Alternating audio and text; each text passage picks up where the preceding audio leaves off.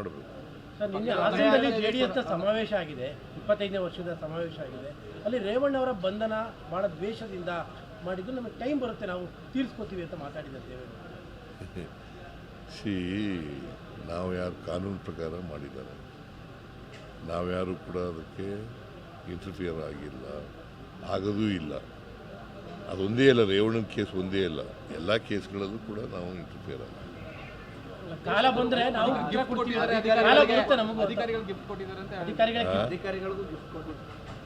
ಎಲ್ಲ ಸುಳ್ಳ್ರಿ. ಅಧಿಕಾರಿಗಳಿಗೆ ಯಾರು ಗಿಫ್ಟ್ ಕೊಡಕ್ಕೆ ಹೋಗ್ತಾರೆ? ಸರ್ಕಾರ ಇಲಾಖೆಯಿಂದ ಬಹುಮಾನ ಘೋಷಣೆ ಆಗಿದೆ. ಇಲ್ಲ, ಅದೇನೋ ಮಾಡಿಲ್ಲ.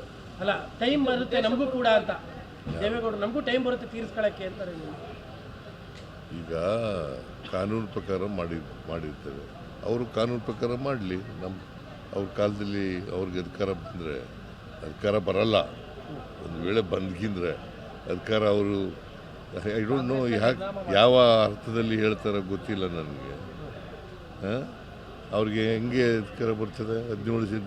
17 ಗೆದ್ದಿರೋರಿಗೆ ಹೆಂಗೆ ಅಧಿಕಾರ ಬರ್ತದೆ?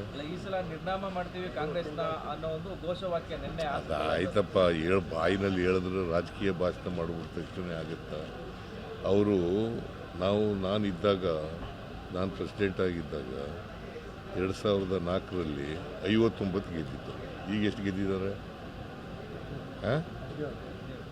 17. ಬಟ್ ಅವರಿಗೆ ಬಿಜೆಪಿ ಜೊತೆಲಿ ಇರೋ ಕಾನ್ಫಿಡೆನ್ಸ್ ಇದೆ. ಬಿಜೆಪಿ ಈಗ ಬಿಜೆಪಿ ಅವ್ರು ಜಾಸ್ತಿ ಗೆದ್ದರೆ ಸುಮ್ಮನೆ ಬಿಟ್ಬಿಡ್ತಾರೆ ಇವರಿಗೆ ಚೀಫ್ ಮಿನಿಸ್ಟರ್ ಆಗೋಕ್ಕೆ.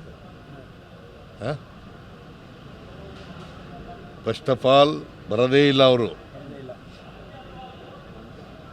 ಫಸ್ಟ್ ಆಫ್ ಆಲ್ ಬರೋದೇ ಇಲ್ಲ, ಯಾವ ಕಾರಣಕ್ಕೂ ಬರಲ್ಲ. ಬಿ ಜೆ ಪಿ ಇವರಿಬ್ಬರು ಸೇರಿದ್ರು ಕೂಡ ನಾವು ಎಷ್ಟು ಗೆದ್ದಿದ್ದೀವಿ? 136 ಗೆದ್ದಿದ್ದೀವಿ. ಈಗ 140 ಆಗಿದ್ದೀವಿ. ಹೆಂಗೆ ಗೆಲ್ತಾರೆ? 28ಕ್ಕೂ ನಾವೇ ಅಧಿಕಾರಕ್ಕೆ ಬರೋದು. ಇವ್ರು ಬರೋಕ್ಕೆ ಸಾಧ್ಯನೇ ಇಲ್ಲ. ಬಿಜೆಪಿ ಮತ್ತೆ JDS ಅಲಯನ್ಸ್ ಆದರೂ ಬರೋಕ್ಕೆ ಸಾಧ್ಯ. ಯಾವುದು? 28ಕ್ಕೂ ತಮ್ಮದೇ ನಾಯಕತ್ವ. ಹೈಕಮಾಂಡ್ ಹೈಕಮಾಂಡ್ ತೀರ್ಮಾನ.